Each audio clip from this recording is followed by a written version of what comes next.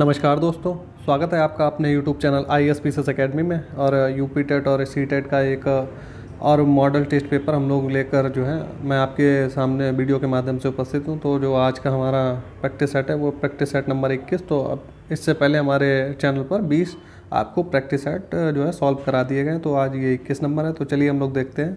पहला क्वेश्चन देखते हैं कि मिट्टी का माधव होने का अर्थ क्या है। तो समझदार होना, कृष्ण की मूर्ति होना, मिट्टी की मूर्ति होना या बहुत ही मूर्ख होना। तो जो मिट्टी का माधव होने का अर्थ होता है वो होता है बहुत ही मूर्ख। क्वेश्चन नंबर 2 पे आते हैं कि तद्धित का संधि विच्छेद क्या है। तो इसका ऑप्शन ए हो जाएगा तत्धित या फिर तद्धित या फिर तत्हित या फिर तद्हित। तो इसमें जो आपका सही संधि विच्छेद हो जाएगा वो आपका हो जाएगा ऑप्शन नंबर सी, तत्हित। चलिए क्वेश्चन नंबर 3 पे आते हैं हम लोग। क्वेश्चन नंबर 3 कह रहा है कि उद्गिन का संधि विच्छेद क्या होगा। ऑप्शन ए उद्दित्र या फिर उत्विग्न या फिर उत्दिग्न या फिर उत्वित्र। तो इसका उद्गिन का सही आपका जो हो जाएगा ऑप्शन नंबर सी, उत्विग्न। चलिए क्वेश्चन नंबर 4 पे आते हैं। क्वेश्चन नंबर 4 कह रहा है कि बीती विभावरी जागरी अंबर पनघट में डुबो रही तारा घट उषा नगरी। जो ये पंक्ति हैं तो इसमें अलंकार पूछा गया कौन सा है। यमक है, रूपक है, उत्प्रेक्षा है या फिर उपमा है। तो आप लोगों को बताना है कौन सा है। तो इसमें जो है रूपक अलंकार है। चलिए क्वेश्चन नंबर 5 पे आते हैं। क्वेश्चन नंबर जो 5 है वो कह रहा है बिन घनश्याम धाम धाम ब्रजमंडल में उधव नित बसति बहार वर्षा की। तो इसमें जो है अलंकार पूछा गया है आपसे कि कौन सा है। रूपक है, उपमा है या फिर जो यमक है या फिर श्लेष है। तो इसमें कौन सा अलंकार है। तो इसमें आपका जो हो जाएगा वो हो जाएगा श्लेष अलंकार। चलिए नेक्स्ट क्वेश्चन पे आते हैं। निम्नलिखित में से कौन सा शब्द एक वचन तथा बहुवचन दोनों में प्रयोग हो सकता है। तो मुनि, बालिका, लड़का या फिर बेटी में से कौन सा शब्द है जो दोनों में प्रयुक्त होता है। तो जो ऑप्शन नंबर ए जो आपका मुनि है ये एक वचन और बहुवचन दोनों में ही प्रयोग किया जाता है। क्वेश्चन नंबर 7 पे आता है कि तत्सम और तद्भव का कौन सा सही युग्म है। तो इनमें से कौन सा एक तत्सम है और कौन सा एक तद्भव है। करहाट, कड़ाह, कुच्छी, कोख, अष्ट, आठ या फिर कपित, कैथा। तो इसमें जो क्या है आपका ये कुच्छी, कोख जो है ये जो है तत्सम एवं तद्भव का सही युग्म है। चलिए क्वेश्चन नंबर 8 पे आते हैं। क्वेश्चन नंबर 8 कह रहा है कि निम्नलिखित शब्दों में किसमें उपसर्ग का निर्देश जो है अशुद्ध है। तो ऑप्शन नंबर ए, बी, सी या फिर डी। तो इनमें से अब कौन सा हो जाएगा। तो इसमें आपका हो जाएगा ऑप्शन नंबर ए जो है निमज्जित। तो ये हो जाएगा निमज्जित। ये जो है निर्देश जो है अशुद्ध है। चलिए नेक्स्ट क्वेश्चन पे आते हैं। क्वेश्चन नंबर 9 में देखते हैं कि किस शब्द में तत्पुरुष समास है। तो आपको ऑप्शन दिए हैं दौड़, धूप, पीताम्बर, मधुमक्खी या फिर त्रिभुवन। तो इनमें से किस में तत्पुरुष समास है। तो इसमें मधुमक्खी में जो है तत्पुरुष समास है। क्वेश्चन नंबर 10 देखते हैं सिर पर सवार होना। जो मुहावरा होता है हम लोग कहते हैं कि तुम तो सिर पे सवार हो गए। तो इसका मतलब क्या होता है। पीछे पड़ना, भाग जाना, बाधक होना या फिर मरने मारने पर उतार होना। तो इसका होता है ऑप्शन नंबर ए सही हो जाएगा। तो इसका पीछे पड़ने का मतलब होता है कि सिर पर सवार होने का मतलब होता है कि पीछे पड़ जाना। चलिए क्वेश्चन नंबर 11 देखते हैं। क्वेश्चन नंबर 11 कह रहा है कि वह बहुत अच्छा लड़का है वाक्य में वह कौन सा सर्वनाम है।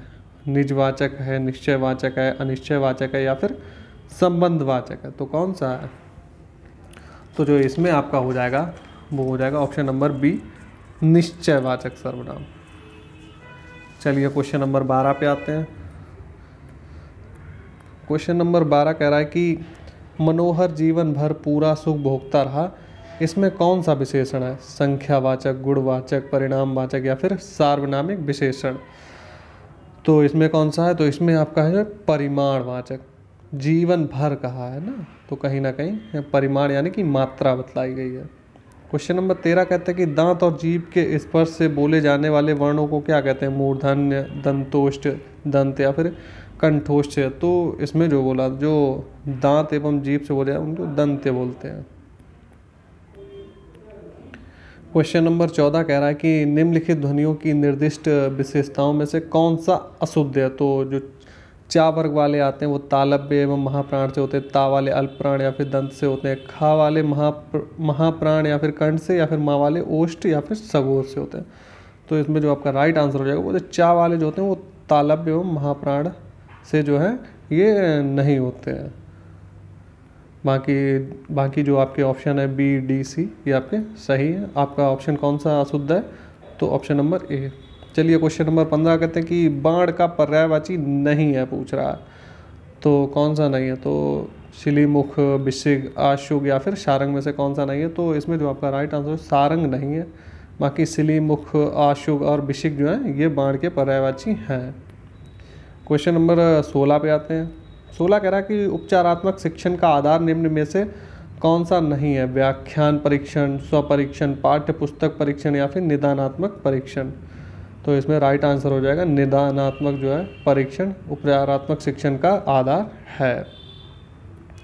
क्वेश्चन नंबर 17 पे आते हैं कि आयोगवाह कहा जाता है किसको? अल्प प्राण को, महाप्राण को, विसर्ग को या फिर संयुक्त व्यंजन को। तो किसको कहा जाता है? विसर्ग को। मैचिंग का देखिए क्वेश्चन है। तो इसमें जो है बुक दी गई हैं और उनके लेखक हम लोगों को मिलाने हैं, तो चलिए मिलाते हैं। तो सत्यार्थ प्रकाश किसकी है? तो ये जो है दयानंद सरस्वती के। रामचरितमानस किसकी है? तुलसीदास की। सूर सागर जो है वो जो किसकी है? नाभादास की। और भक्तमाल किसकी है? सूरदास की। तो इस तरीके से आपका राइट आंसर कौन सा हो जाएगा? ए में सी। तो ये आपका right answer option number C आपका करेक्ट हो जाएगा। चलिए क्वेश्चन नंबर 19 पे आते हैं। क्वेश्चन नंबर 19 कह रहा है कि निम्न में से भाववाच्य का उदाहरण है। तो इनमें से कौन सा भाववाच्य का उदाहरण है? उससे बैठा नहीं जाता, राम से खाया नहीं जाता, राम पत्र लिखता है, सीता पुस्तक पढ़ती है। तो इसमें कौन सा जो है भाववाच्य का उदाहरण है? तो जो आपके ऑप्शन है इनमें से किसमें देखिए, राम उससे बैठा नहीं जाता, इसमें भी भाव आता है, राम से खाया नहीं जाता। इन दोनों में ना कहीं भाव आ रहा है, और पुस्तक लिखता है, पढ़ती है या पत्र लिखता है, तो इसमें कोई भाव जैसा इसमें कोई जो है नहीं। चलिए क्वेश्चन नंबर 20 पे आते हैं।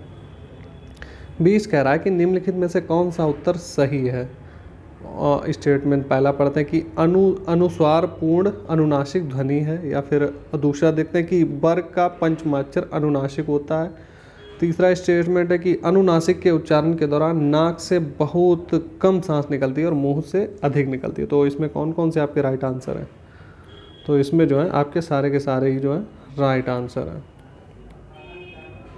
चलिए अगला जो 21 और 22 आपका जो प्रश्न है वो गद्यांश से आपको देखकर, मतलब कि इसी गद्यांश पढ़ करके आपको उत्तर देने हैं। चलिए हम लोग गद्यांश पढ़ते हैं कि कला और जीवन का संबंध जो है अन्योन्याश्रित है।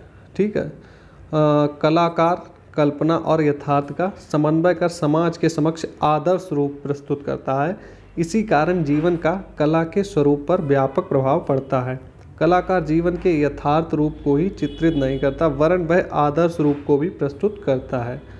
इस प्रकार जीवन का कला पर और कला का जीवन पर व्यापक प्रभाव पड़ता है। कलावाद अर्थात कला के लिए संबंधी विचारों में जीवन के लिए उपयोगी कला ही श्रेयस्कर मानी गई है। तो चलिए अब हम लोग क्वेश्चन देख लेते हैं। कला और जीवन अन्योन्याश्रित है, तो इसका क्या तात्पर्य है? तो जीवन में दोनों उपयोगी हैं, एक दूसरे से पृथक हैं, एक दूसरे पर आश्रित हैं या फिर किसी अन्य तत्व पर आश्रित है। तो कला और जीवन अन्योन्याश्रित है, यानी कि एक दूसरे पर आश्रित है। ऑप्शन नंबर आपका सी राइट हो जाएगा। क्वेश्चन नंबर 22 देखते हैं कि कौन सी कला श्रेष्ठ मानी गई है? जो कलावाद पर आधारित हो, जो प्रकृति पर चित्रण करती हो, जो कल्पना पर आधारित हो या फिर जीवनोपयोगी हो। तो हम लोगों ने लास्ट में लाइन पढ़ी थी कि उपयोगी कला ही कहाँ यहाँ पे कि इस प्रकार कला जीवन पर और कला का जीवन पर व्यापक प्रभाव पड़ता है। कलावाद का अर्थ है कला संबंधी विचारों में जीवन के लिए उपयोगी कला को ही श्रेयस्कर माना जाता है। तो कौन सी जो जीवन के लिए उपयोगी हो तो उसको ही हम श्रेष्ठ मानते हैं। ऑप्शन नंबर डी आपका सही हो जाएगा।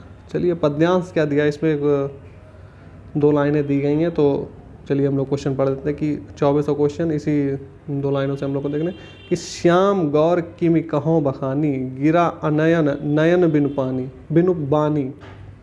तो इस पद में कौन सा भाव आ रहा है? करुणा का भाव, ओज भाव, मधुर भाव या फिर सुकुमार भाव? तो इसमें कौन सा भाव आ रहा है? तो इसमें आपका आ रहा है मधुर भाव।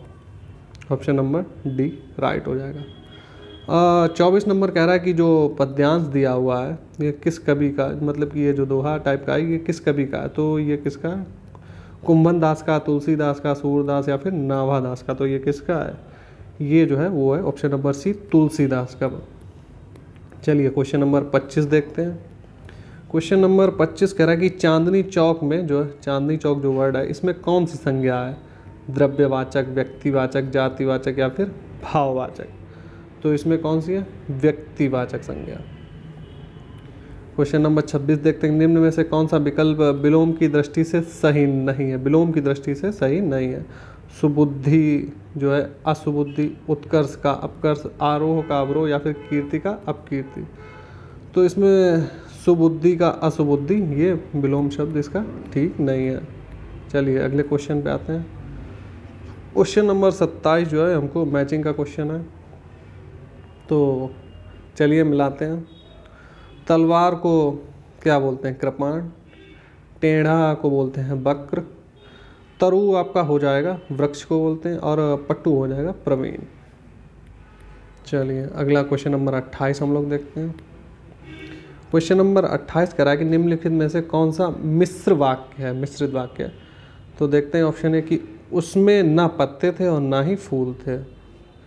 मैंने सुना कि आपके देश में अच्छा राज प्रबंध है, ऑप्शन सी है कि यज्ञदत्त देवदत्त को व्याकरण पढ़ाता है। और लास्ट आपका जो ऑप्शन हो जाएगा कि वह उड़ती हुई चिड़िया को पहचानता है। तो इसमें आपका क्या हो जाएगा जो मिश्र वाक्य है? तो इसमें आपका हो जाएगा ऑप्शन नंबर 20 राइट हो जाएगा कि मैंने सुना है कि आपके देशों में अच्छा राज प्रबंध है। तो ये जो है मिश्रित वाक्य, 2 वाक्य मतलब कि एक में जोड़ दिए गए हैं।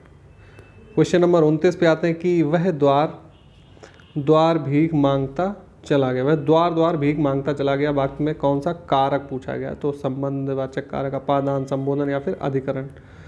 तो इसमें कौन सा हो जाएगा? इसमें आपका हो जाएगा अधिकरण। चलिए लास्ट क्वेश्चन हम लोग देख लेते हैं। क्वेश्चन नंबर 30, आयुष्मान का जो है स्त्रीलिंग क्या होगा? आयुष्मती, आयुषी, आयुष्मयी या फिर आयुष्यमयी?